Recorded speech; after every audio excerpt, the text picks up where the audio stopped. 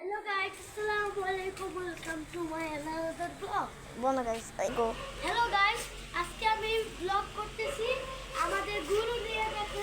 আমরা কালকে কিনছি গরু, দাম হলো 1,22,000।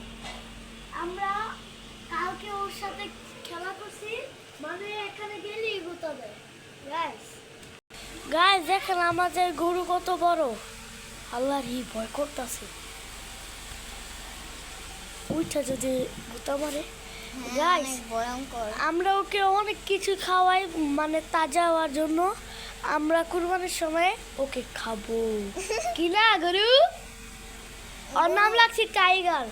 কিরে টাইগার, তোরে খেয়ালাম কিন্তু। পুরো নাম বলো ওর নাম হইলো টাইগার, একটু জিততো এর লিগা।